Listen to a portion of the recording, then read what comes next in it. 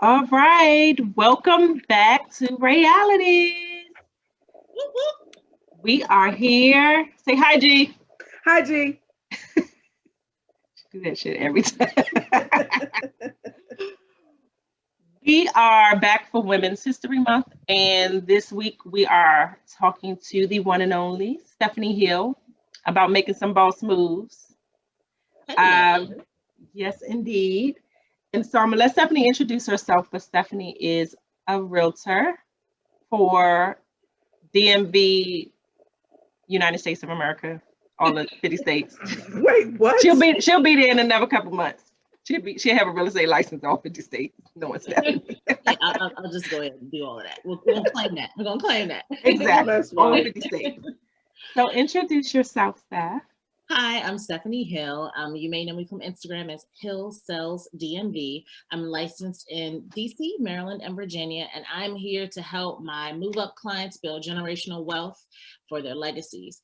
And I'm helping them to do that through real estate. So I'm so excited to talk to Gina and Rayshawn today, and I look forward to today's conversation. And whoop, whoop, let's get started. Awesome. Amazing. Yes. So first question I have to start off is, how long have you been in real estate? How long have you been a realtor?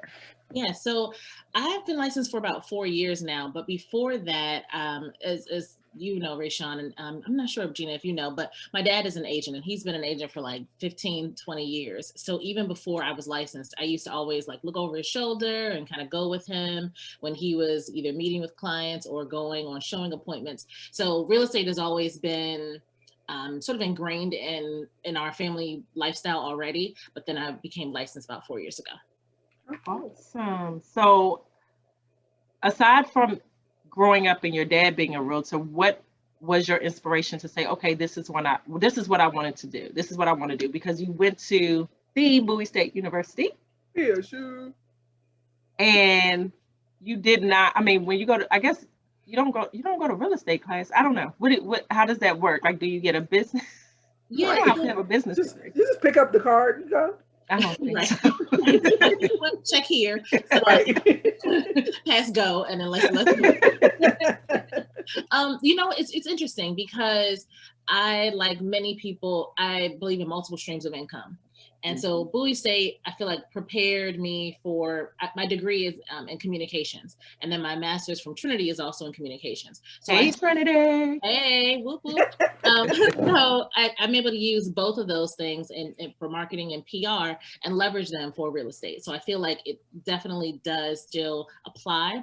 And then for my other stream of income, I manage social media for an agency. So I, can use that there. So I kind of am able to leverage both the communications background in the real estate avenue and then also in the other income streams too. Awesome. That's amazing. Right. So you're licensed in DC, Maryland, and Virginia. Are there any future states? I know I just said the whole United States. Right. Are you looking to get into getting licensed into any other states, or right now you're just going to stay within this? You're not really in the DMV because you go in the outskirts of Virginia also. So yeah, so it's interesting. So I feel like being in this area, many times people want to be in, different places. So they may say, okay, well, I would like to be in Prince George's County, or oh, I want to stay in DC, or oh, I want to stay in Montgomery County. But then I'm also a certified military relocation professional. And so I do have clients who are coming to the area who've never been here before. And that was one of the main reasons why I wanted to become licensed in Virginia, because I know that is definitely a heavy military area. And so that's why I do go out a little bit further to Fredericksburg and Stafford and some of those other areas. Not all of my clients are, who are military clients are looking in those areas, but it does help. So I go a little bit further out, but Fredericksburg is sort of where you're stopping point. So what does that mean though? What is the certified military professional? So that basically means that I've gone through some additional training to understand a little bit more about the military life and what it means when a family is going to be moving here, some of the needs that they may have, what they may be looking for in terms of a home, whether it be renting something, whether it be purchasing something, and just sort of the average time that they're staying here when they do their rotation or their assignment, and sort of some of the considerations. So it's helpful to have someone who's familiar with that process and who understands how the loan process works, so that it makes the transition a lot easier. So does that mean you have to get two different licenses? You have the regular real estate license, and is that separate? So it's the same license, but I have a different certification. So the certification is just on top of the license. Okay. So it's additional training that I had to go to for that. Do you have other certifications also? That's the first one, but I am working on a luxury certification. I just have to. Wait, what is that? Yeah, so she can go and get those. So she can help you find. So she can help you find your gated community. I need my gated community. I got you. Oh, okay. Her gated community. So right, I need my pinky up. You know Every what? time I drink, I need my pinky up. She want those houses down Church Road going towards Leland. Where you gotta let the gate open to even go down the driveway. Look, as the moment if I didn't give your name to the security guard, you can't come in. It's just that. You know what? I got you, girl. I got you. So okay, so then your real estate license that you have currently is for a certain price range? So the way it works is that when you become licensed in a state, you are certified to sell any kind of home. But then just as like when you have a degree, you want to go back and get, like a master's certification or some other kind of certification on top of it to give you some additional training. It's similar to that. So the luxury certification will essentially teach me a little bit more about what luxury buyers are looking for, some of the latest trends, different type of loan products, all those kinds of things that would apply to people who are in a slightly higher price point than a traditional buyer. So just other ways that I can perfect my craft. I love it. So we're gonna see Stephanie on what's the show on? Is it $1 Million Homes? We need some brown faces. So well, let me tell you. So let's talk about, aside from Stephanie being a realtor, Stephanie also is an investor, because you and let me back that up. You and Dr. Hill, let's make sure we're clear on that. Dr. and Mrs. Hill. I like it. It's got a wonderful ring to it. I know, I love it. That's why I had to correct myself. It's no Mr. I am a whole doctor. Make sure you put doctor on that. Like some respect on his title out here. Right. Yes, also a Bowie grad. Yes. So you all had purchased a home that you invested in, fixed it up, and did a whole rehab and everything. Tell us about that. Yeah, that was definitely an interesting process. As I mentioned, I am 100% believer in having multiple streams of income, because anything can happen, whether it's pandemic, whatever. And also just, to build the wealth within our community, we need to rely on multiple ways to generate income, real estate being a primary one. And so in addition to selling real estate, we knew that we wanted to build a portfolio of properties as well. So we figured, okay, well, how can we sort of gain entry into the investment world in a way that wouldn't kill us if something bad happened? Because, we're all still learning, as part of the process. So Stephen is from Baltimore originally. So when we were doing our research, we went to a lot of classes, did a lot of online research and stuff, and just trying to figure out where will our money stretch. And so ultimately we decided to try Baltimore, because we figured the price point was at a reasonable amount that if something didn't go well, or when we had those learning curves, we wouldn't be like, oh crap, how are we going to pay our mortgage? Because we had to figure out other things. And it was a bumpy road. There were so many things with the Baltimore market that we didn't know. And so even though I'm licensed in Maryland, I don't sell in Baltimore. My clients don't necessarily want to be in the Baltimore area. So I'm not as familiar with that particular area.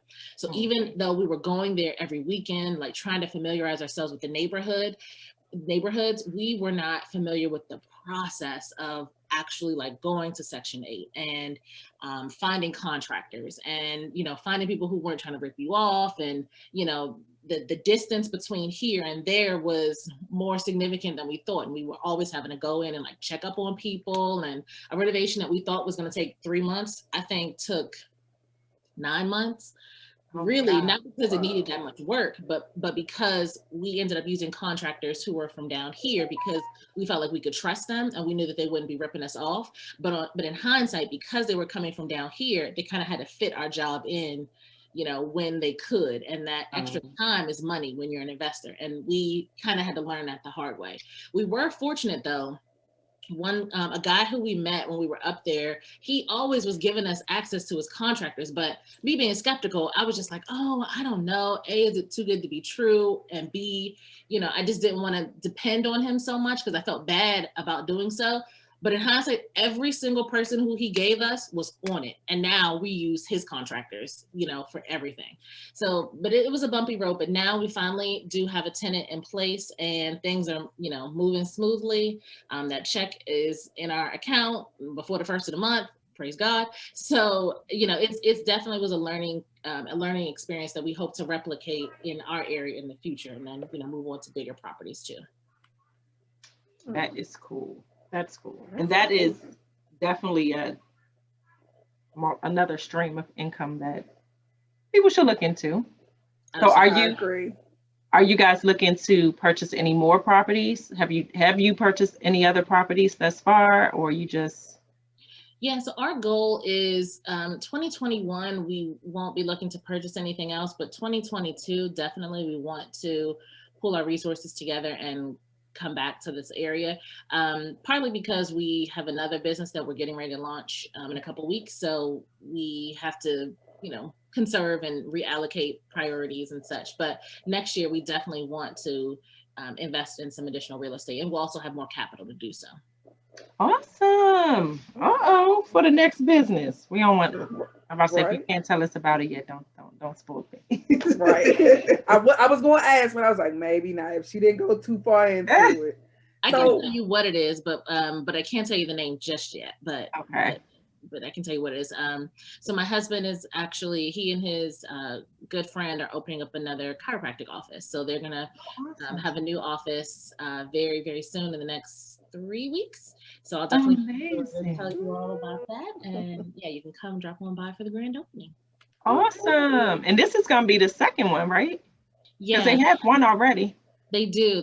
So what they did was they ended up selling that one, and then they're going into business, and it'll just be the two of them. So super excited about that. And they're gonna focus on the Caribbean market, the African American market, Hispanic, just really making sure that our communities can get the care that they need from people who look like us. Amazing. That is. So, I know. Oh, go ahead, G. So that means Stephanie's gonna be on 2 shows. She's gonna be on Married to Medicine. Exactly. And she's gonna be on $1 million real estate or whatever it's called. I know it's something like that. Million dollar listing. That's what it is. $1 million listing. Yes. I ain't mad at it. Yes, indeed. We do a well, we still do. We just couldn't last year with the pandemic, but we do our Friendsgiving. And was it year before last, 2019 or what's this, 2021? So 2019, I think. Was that you guys? You guys had did it. They did it at their house, and we went. And one person started with Steve, and he was doing was he giving cracking your? Yeah. And I'm standing there, I'm like, I don't know if I want y'all to crack my. I don't know how I feel about it. And he did it, and oh my shine. I was going to say, I'm sure it felt good. I was so scared. He was like, just calm down. And he did. It was so fast. I was like, okay, but he ain't going to kill me. So should be all right. It was amazing. Yeah. And as my back had problems now, because I'm just getting old. Yeah, and you know what? That was just like a small sample. So when you come into the office, you'll be able to lay down. They have these tables. It kind of makes you feel like you're getting a massage. So they have these rollers, and it just imagine how when you go to the nail salon and the rollers are on your neck and all that stuff. Imagine that going all up and down your body, and then you have the adjustment after that. So it's cool. So you'll definitely have to come check it out. Yes, I need to. Because every time I do something, I'm like, my back hurt. They'll be like, if you don't go do something. You could bend the wrong way. I'm like, oh, man, I hit that that 35 plus mark, and I'm telling you, man, everything started crackling and everything hurts. man, cannot be down at whose song it busted. You can't do none of those challenges. No TikToks. You bust it in your seat. That's it. You do a little okay, but you ain't getting down for real. She's not gonna get up. You fool around. The only thing you busting wide open is your pants if you eat too much. Yes, that COVID weight is real. Hey.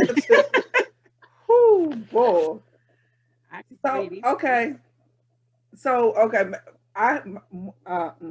Kind of going back. Sorry, I was having a moment. Look like the children. Start over. Slow down. So I don't think you said it. I don't think. How long did it take you to get your license? So I want to say my Maryland license, I did that one first, and I did a 2-week course, and then I studied for maybe another week or two until I felt comfortable, and then I took that, and then I made sure to do DC like right after, and I think I did DC maybe like within the next 3 to 6 months, and then I did Virginia maybe 3 to 6 months after that, because I wanted to do it when the information was fresh and when I was already still like in a learning mode.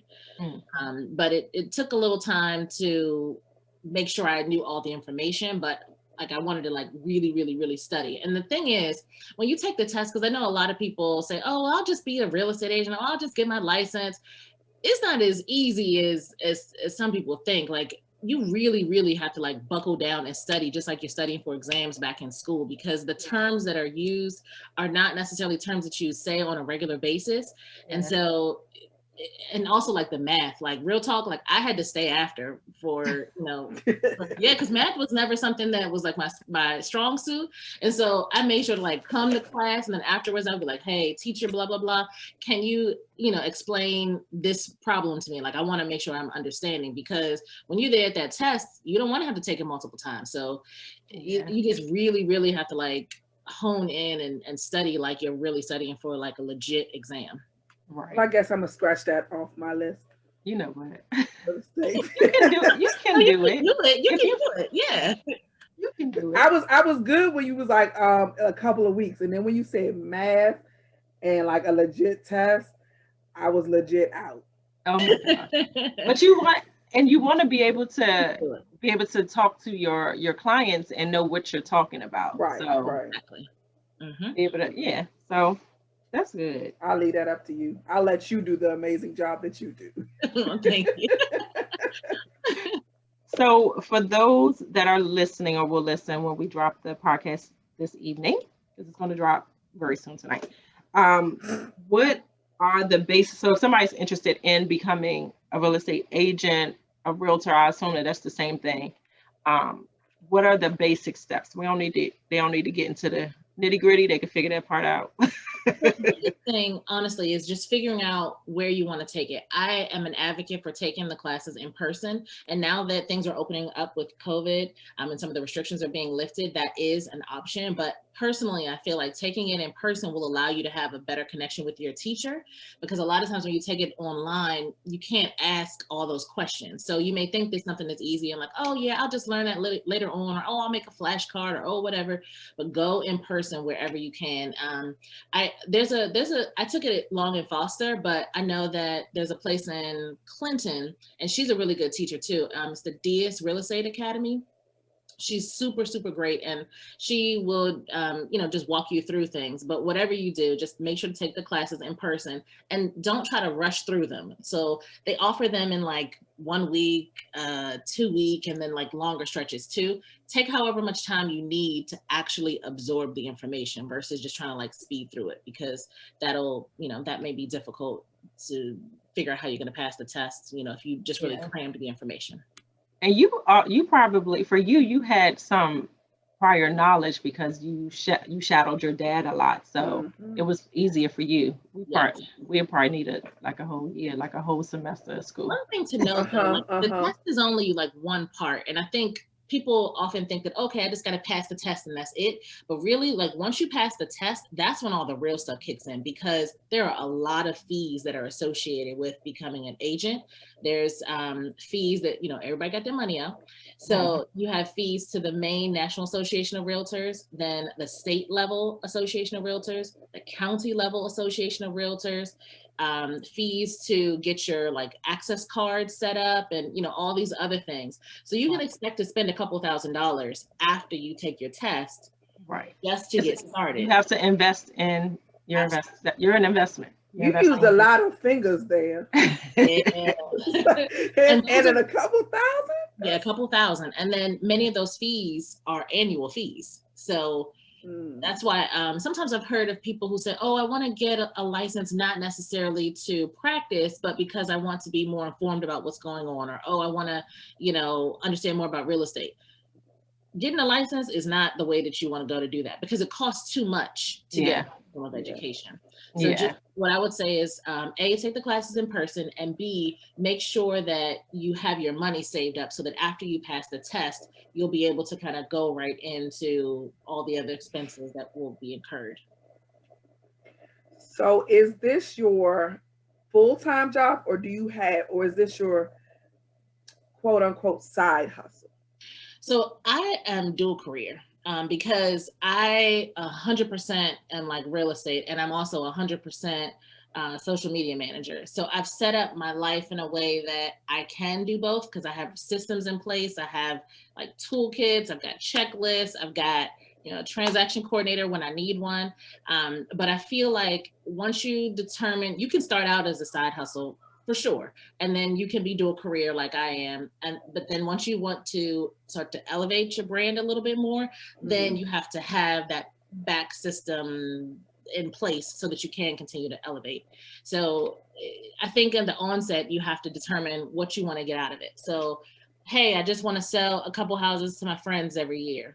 Okay, if that's the case, then, you know, maybe this is your side hustle. But you also have to keep in mind that people will, the effort that you put out, people will see that. And so like the clients that you attract, whether or not you attract clients, whether or not your friends even want to work with you, is all based on how they perceive how serious you take it. Yeah. So that's another reason why I say, like, I definitely, I'm not like, it's not my side hustle, because I got a whole lot invested in it, but I am dual career because I have systems in place so I can have these multiple streams. But and that makes sense, because from the way you're explaining all the different costs for the fees and taking the classes, it seems like a whole lot of money just for you to have this for just selling a house here and a house there. That it doesn't seem worth it. 100%. Yep. Absolutely. Absolutely.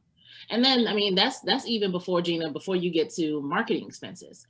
So, you know, that's just the license piece of it. But then you also have to take continuing education classes every 2 years. And if you're licensed in multiple states, chances are those are going to overlap. So you're actually taking continuing education classes every year, and those come with a fee. And then there's the marketing expense, you know, whether it be on social media, whether it be on, you know, platforms like Zillow or whatever else, your photo shoots, your website, all that kind of stuff adds up. So it's imperative for you, like Rayshawn said, if you want to get your return investment out, you really have to make a strategic plan of how you want your business to be structured so that it makes sense for you, because it's a lot of your time, you know, time and money. Right. Do you have to, I know a lot of realtors are connected to other like real estate companies. So when you become licensed, do you have to connect to like a Long and Foster, or I don't know? You do. So initially, yes, you do have to affiliate with a brokerage, but after, I think it's either 2 or 3 years, you can sit for your broker's license. So if you wanted to become a broker, that's another license, and then you could technically start your own firm. Many people in the area don't, just because it's not really necessary. You can still be your own brand and still be affiliated with a particular brokerage. So do you have any plans in the future to have your own brokerage? If you can say that, I don't know. Yeah, no, I can say that. I have some NDAs out there. I don't necessarily, because where I am now, I really, really, really like it. I'm affiliated with Bennett Realty Solutions, and my brokerage is Black owned, and I'm really Yes. proud of that. And I like that That's he amazing. preaches having multiple streams. So he's like a huge investor in the DMV area, and he teaches his agents and also just, you know, people in general about how to also build that generational wealth in Black and brown communities. And so I really like all the stuff that he teaches us to do. So I really enjoy where I am now, and you know, I don't have any immediate plans to create my own brokerage. Awesome.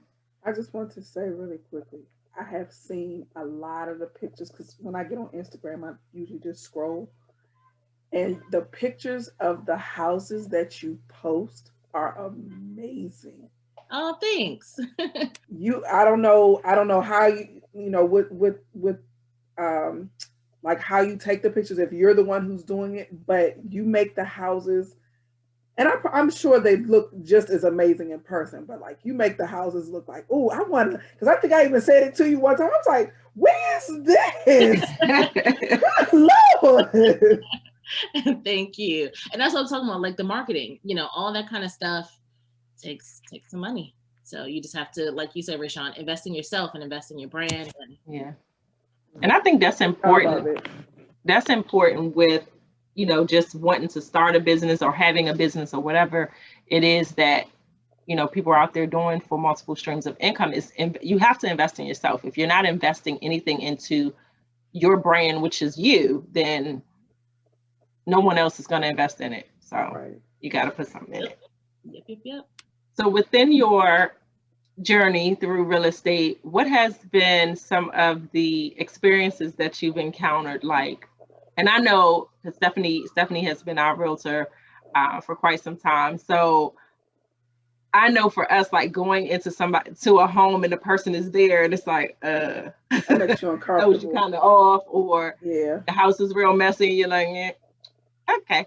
But what has been like your favorite experience, but then what has been like your least favorite like experience when it's come to real estate? I think I can.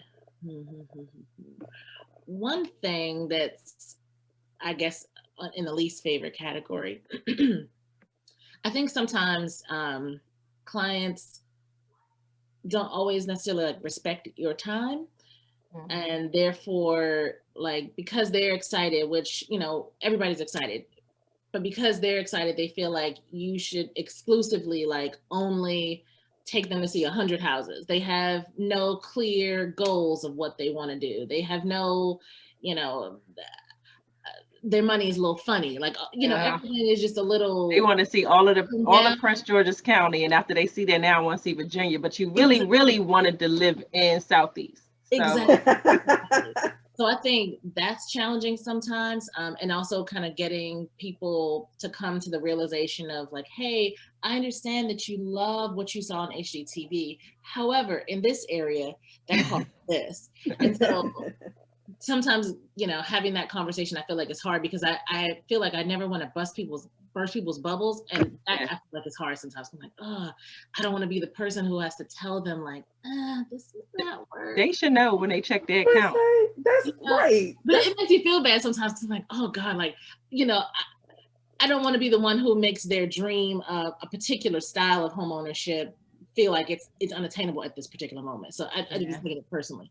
But that's like, you gotta be realistic. You can't expect a $500,000 house and all the bank is allowing you to have is $250,000.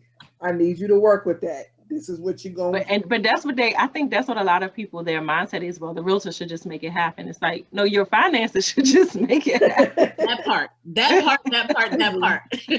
Yeah. Like, I can't change your finances. 100%. Like, I have That's no crazy. control over income, no control over that. I can share with you what's available on the market that fits within this price point, and maybe we can adjust your criteria a bit. However, this is what it is. But sometimes when you get people who are super stubborn, then I take it personally because I'm like, God, I don't want them to think like I'm a bad agent because I can't find them. I can't, that part is a little challenging. And I think the best thing is just the closing experience and knowing that people ultimately, like, we went through some battles during the whole negotiation process, during the offer process, but then that day they're so excited, so happy, and just being able to be a part of that experience and just knowing that, like, they'll be in something that they can build their own memories in, and just just have access to tap into it if they want to do a HELOC and leverage that for other things. That is a great moment for me. Awesome. I will. I'm sorry. I will say though, I know I'm an HGTV fan. Shut up, Ray Sean. Everybody is. With a Fox 5 budget. Right. I don't got no money. No, a CW budget.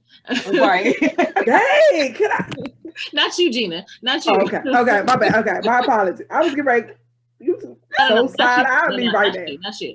So I'm sitting there. So I know when we watch HGTV, we're like cussing at the screen all the time because it's like all you got is $250. Like we were watching House Hunters, and the guy, the wife wanted to move to Woodbridge, closer to her family, and the guy wanted to move to he was out in PG County, and he was like, I want to spend $250. She's like, I want to spend $350.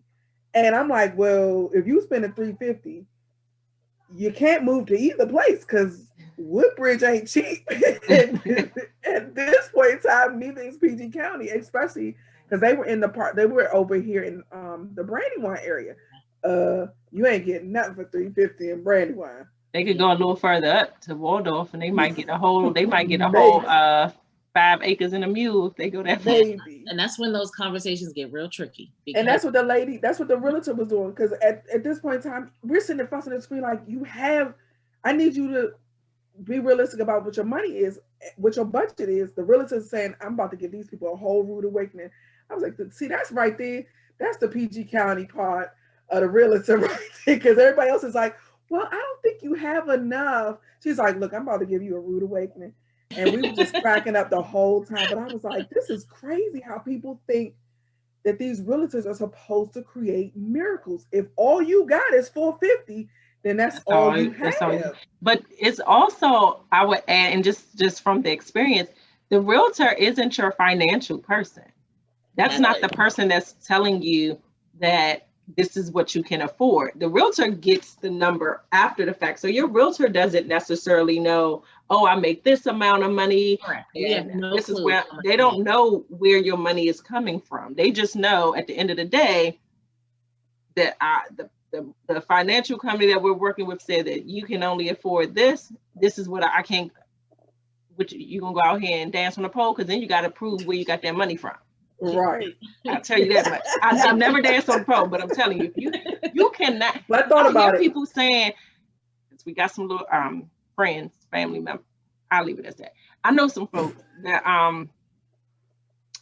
try to figure out how they can get things without just realistically getting it the real way or the right way. Mm-hmm. And I'm telling them, like, it's no way. Go ahead and make your little pay stubs. That don't mean nothing, because guess what? When you get down to it, you have to prove further and further and further. We're in the process now, and I swear I ain't never said. I'm like, I didn't get my pay stub yet, man. Hold on. It becomes exhausting. It is. It becomes very exhausting. People are out there that's like, I can make it up. Some pay stubs, and I can just go out here and I can get me a house. And it's like, that's not how it works. And they don't realize too, the bank is quick to do that 4506T, that request for your tax transcript. So you can say what you want to, they'll get it straight from the feds. So yeah. So for somebody who is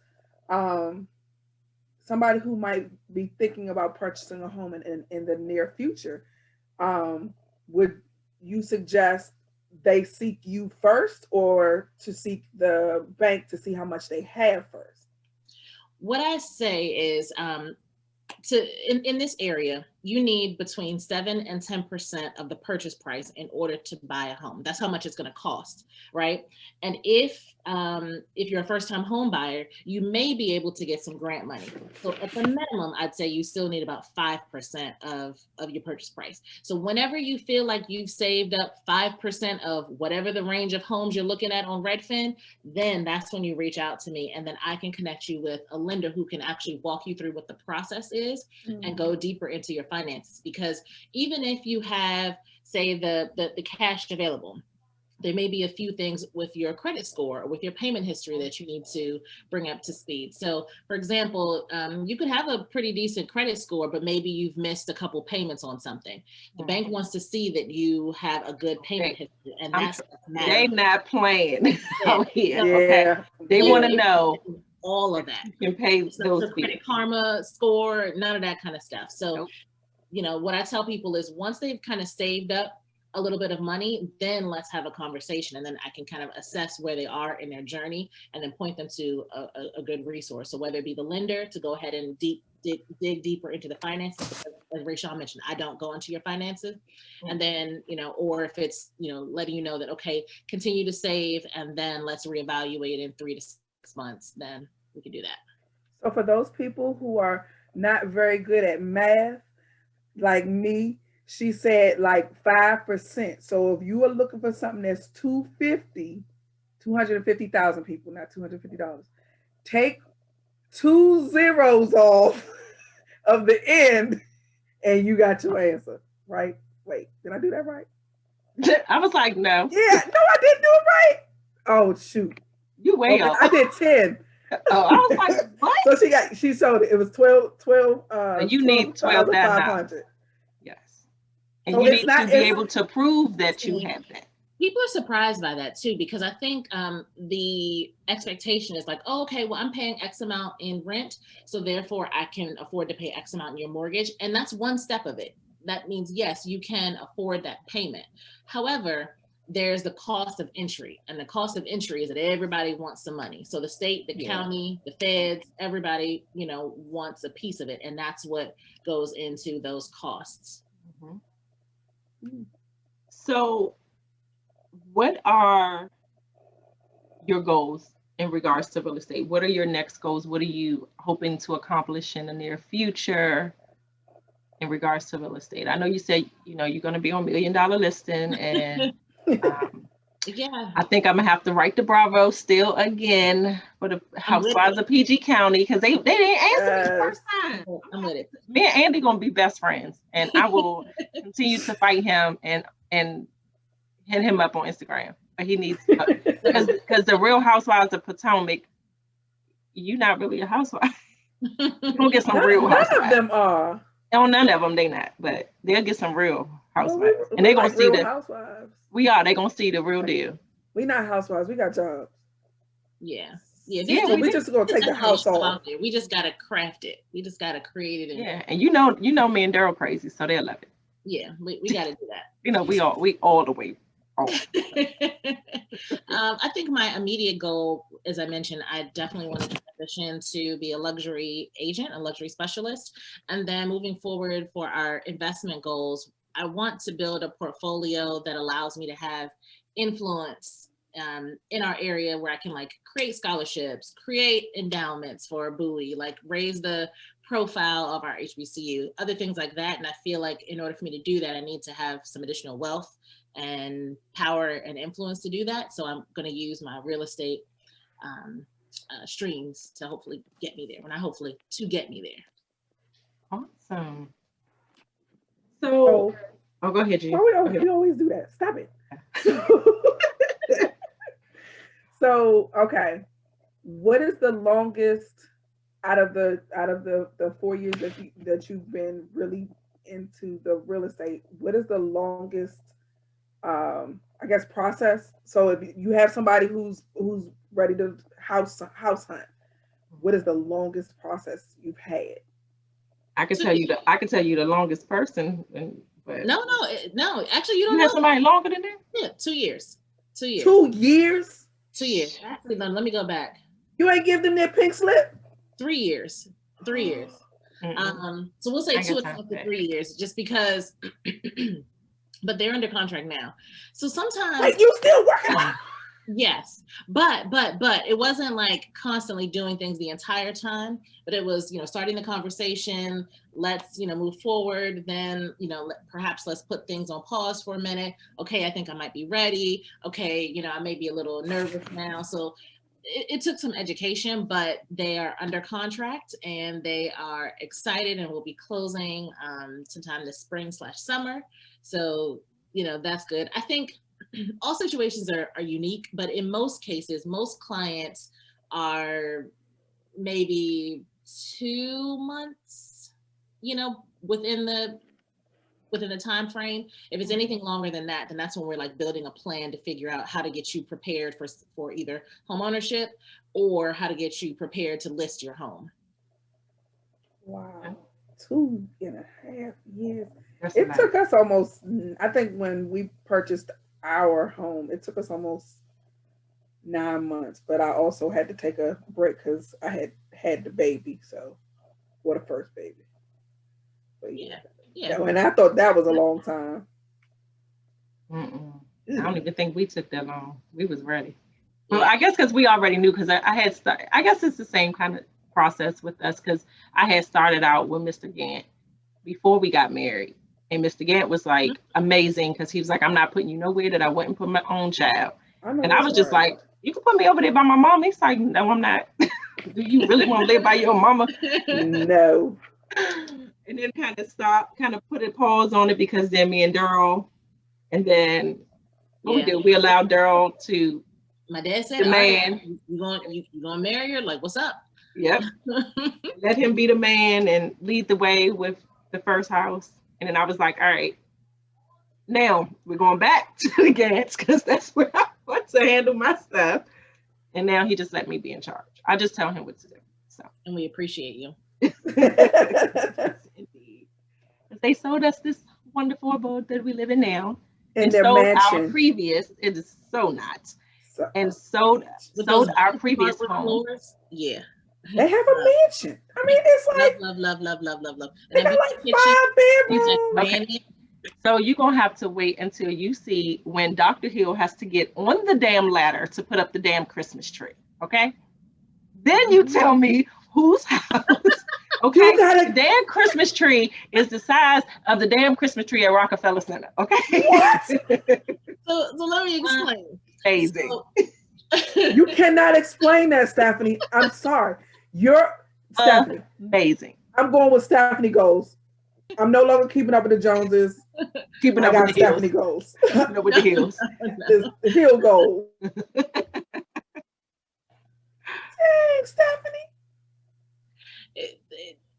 Look, she can't even talk. You're welcome to come by anytime. Exactly. I need to come by where I can see him climbing on that ladder. Those are the goals. She posted it that year. I'm gonna send you the Instagram post. She posted it on her Instagram that year. I was like, oh my. What's she looking like? We had this 12-foot tree. We ended up throwing it away this Christmas because it was just too much to put up. But we had to get up on the ladder to put it up, and then also like when you get up to the top, to put it up there. But man, it was. Said a 12-foot ladder. You chop your tree in half. You got my tree. I'll take the top half. You eat the bottom. And I love a big Christmas tree. I love a big full Christmas tree. Don't give me no little skinny little thing. I already got Daryl. I don't need no skinny Christmas tree. You're gonna have a Charlie Brown tree. Oh my goodness. Daryl. Exactly. I got Daryl. That's enough.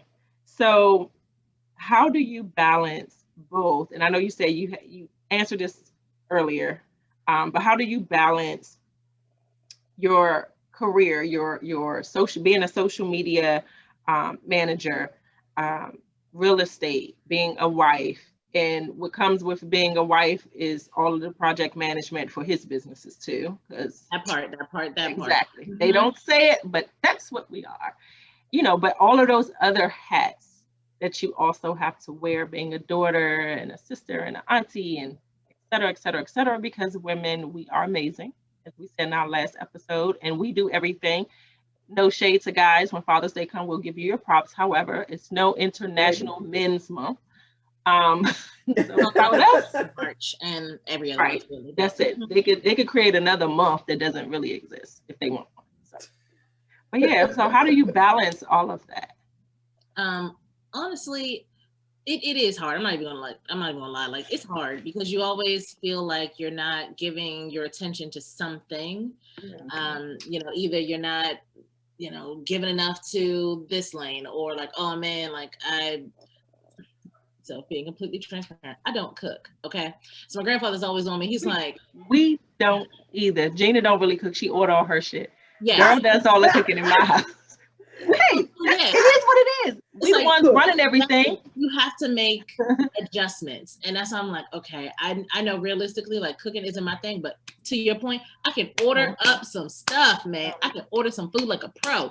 So, figuring out how you can make adjustments there. And then the lucky thing, like, Steven works a lot. So that is helpful in terms of me not feeling like, okay, well, I'm away from the house so much that I'm, like, he's here and I'm not there. So that is really helpful that our schedules are similar and that we both work a lot. But then aside from that, just trying to build systems. And that's why I started to really like hone in a little bit more on like, what do I need to do to make sure that I can have a little bit more balance? So whether it's like traveling, like pre-COVID, we love to go to LA like every couple of months because that was sort of our You need to check their LA trip on her Instagram too and see the how they thought somebody thought that they were celebrities because they had the car with the doors went up like that. Yeah, we'll be right back, y'all. So like trying to carve out some time too to enjoy things, but just realizing that, okay, like if we're going to be sacrificing for these couple of years to really do whatever it's going to take to set ourselves up to be in a position where we can retire early, where we can have more time to let, passive income come in, then that's what we got to do. So just, realizing that it's okay if you're not perfect at everything. It just is what it is. Yeah. Do your best and keep pushing. You don't have to be perfect. You just have to be a heel. No, girl, stop. I did not know all of this about you, Stephanie. A Gant heel. You got to put Mr. Gant up in here. A Gant. Yeah. My apologies. A Gant heel. A Gant heel. And a Gant with 2 T's. Don't get it confused. Not the Gant with 1 T. See that's real fancy right there. Because most people, regular people, only got 1 T. Right. The extra T got some extra sauce on it. Yeah. Exactly. Exactly. I did not know this about. Why you might tell me, Rachel? So I should have been hanging with her instead of you. That's why I was hanging with her. No. Helping you out. I'm telling you, the Gants have had us in a whole lot of stuff. Circle K, Kiwanis Club, trying to get Daryl because I'm not in the HOA. I'm not about to do all of that. Yeah, I got enough on my plate. She's so safe about that. So Gina, my parents live in the same neighborhood as Rayshawn, and so my mom was always like, "Okay, do you think Daryl will like to be on the HOA?" Because my mom's on the HOA board. I'm like, "Yeah, I think he would love it." Like, he's very political. Yeah, he would like really enjoy this. Does anybody want to listen to him? But it's all elderly folks on there, so they would love to have someone. They would be entertained, and they need the fresh perspective. And he has a perspective on everything. Definitely has a perspective on everything. Now, a matter of if his perspectives are correct is a whole nother situation. But they'll go with it. It's a different perspective. I'm looking forward to Daryl being on the HOA board. So actually, is he leaning towards it? He ain't gonna have no choice. I just signed him up. Oh. Well, there you go then. So yeah. So tell us, we have about 10 more minutes. So tell us about your other job, your other full-time, because you have 2 full-time jobs. So tell us about you as is it social media manager? Yes. So I manage social media for a federal agency. And in that role, right now I'm on a detail and we're working on a lot of coronavirus work. So a lot of it is like doing live streams with health leaders, making sure that people understand everything that's going on with like vaccines and just trying to get a lot of information out there that will keep people informed about everything that's going on. So it's a very interesting job. And during this detail, it has absolutely been really challenging, even more challenging than usual, like balancing the two, because there's so much going on right now because, COVID is the word of the day, but in that role, it's something I really enjoy. And prior to this detail, I managed social media for a research program with the federal government, and we work to help create health equity and just make sure that communities of color and also communities who have traditionally been left out of health research have access to it, and we're able to have better information that can eventually help to create some additional treatments or other ways that we can help communities of color, minorities, women, etc., have better access to care. So it's definitely been an interesting journey, and I really like it. And before, because I didn't know you were in the federal government, but before that, you were in a private company at first, right? So when I first graduated, I was a government contractor, and I used Okay. to manage social media for EPA's Energy Star program. And then Oh, after okay. that, I went to the Postal Service, and there I did events management and social media management and PR as well. And then I transferred over to HHS, Health and Human Services, and then now NIH. Oh, I don't know why I thought you were doing like marketing or something. I don't know. I don't know where I got that from, or like advertising or something like that. I don't know where I got that from. It may have been what I was actually like working on. So it could Oh, have been okay. Postal Service when I was doing like the events management and some of that stuff. Oh, okay. So how has your role in social media management assisted you with your role as a realtor? Like, how has that helped to connect the dots for you? Or, you may learn something here that helped here, or vice versa. Yeah, it's definitely helpful because right now, even before like it became popular to be, online as an agent, like social media, especially because a lot of my clientele are millennials also, like that's where you go to communicate. That's how we communicate with each other. It's not like on the phone, it's either texting or via social, etc. So understanding how people like to be presented with information, how they like to communicate back and forth with one another, and learning like what the latest trends are, and getting that information during my my federal work, that's helpful because then I can transfer that to my real estate. Because when I say, okay, well, I know that Instagram is going to be rolling out this new feature, I can use that to highlight X, Y, and Z. Or I know that the research shows that millennials are on this channel, and this channel. Then when I go to have my next listing, I can tell them like, hey, if your demographic is X, Y, and Z, then I'm going to do some social ads on this platform. So it is definitely very helpful to have that background and understanding. Awesome. That's Interesting. Okay. Let's see. I think what time? We got 5 minutes. Well, yeah, we got 5 minutes to close. I always watch the time, and I'll edit stuff, but I always watch the time because Instagram don't let us post if you go past your little hour or whatever. They don't let you post it. So I'm like, how much time I? Because I tried it before, and I was like, darn, I was 30 seconds over, and they were like, nah. Even for 30 seconds? Wow. And it would have meant like I couldn't even cut to be able to post it because it would have just didn't sound right. So it would have been in the middle of something. So, but anyway, so we are thankful that you have been able to join us this evening. So much for the invitation. I really, really appreciate it. And I love that you guys are out here like, sharing your own brand of everything, your own brand of knowledge. I just love that you guys are like really lively, and it's awesome. I enjoy tuning in, and I especially love tuning into your lives too. They're always really fun. I know. We're working on something. So we'll be able to hopefully go live a lot more often, or at least have it scheduled out where we can go live. So yeah, we're just going to work with some people that can assist us with that, because that's not where our knowledge lies at. It don't work for us. We real special.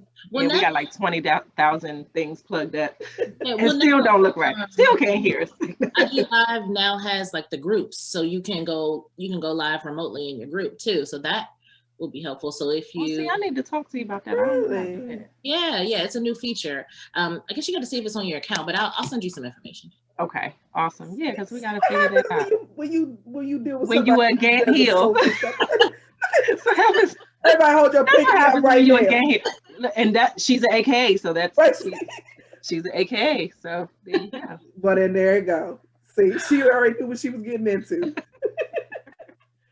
So thank you again. And like we said before at the beginning of the podcast, it is Women's History Month still. International Women's Day was what, a few weeks ago? Yeah, a few weeks ago at this I think it point. was at the beginning of the month or something like that. And so we're still honoring and just letting everybody know about the awesome women that are out here. Definitely Black Girl Magic. And so we definitely thank you. For those that want to follow you or should follow you on social media, what is your social media handle?